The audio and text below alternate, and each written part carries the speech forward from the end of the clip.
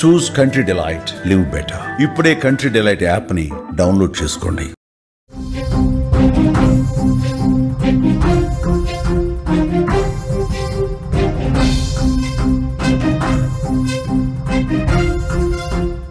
ఫైనల్లో పాక్ పై టీమిండియా ఘన విజయాన్ని సాధించింది. కెప్టెన్ సూర్యకుమార్ యాదవ్ సంచలన నిర్ణయం తీసుకున్నారు.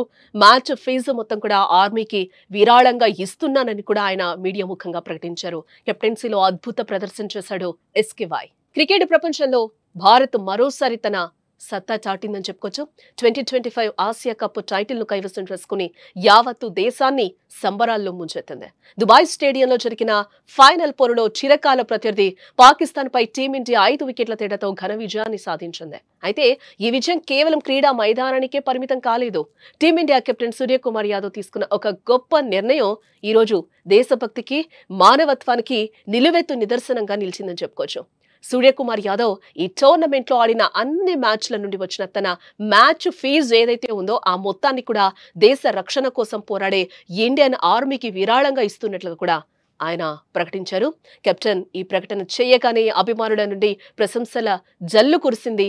ఆసియా కప్ను గెలిచిన ఆనందంతో పాటు సూర్యకుమార్ తీసుకున్న ఈ గొప్ప నిర్ణయం దేశమంతా గర్వపడేలా చేసిందని కూడా అంటున్నారు. ఈ టోర్నీలో పాకిస్తాన్ పై భారత్ ఒక అద్భుతమైన ఆధిపత్యాన్ని ప్రదర్శించింది.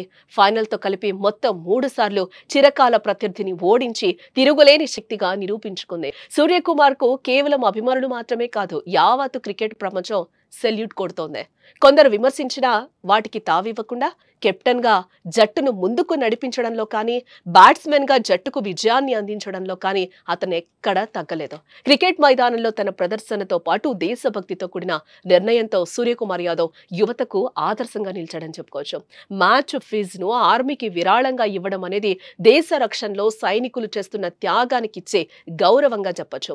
ఈ విజయం, ఈ నిర్ణయం ప్రతి భారతీయుడి హృదయాన్ని కూడా తాకింది. ఈ అద్భుతమైన విజయంతో భారత క్రికెట్ గతిని మార్చిన సూర్యకుమార్ కు యావత్తు దేశం సెల్యూట్ చేస్తోంది.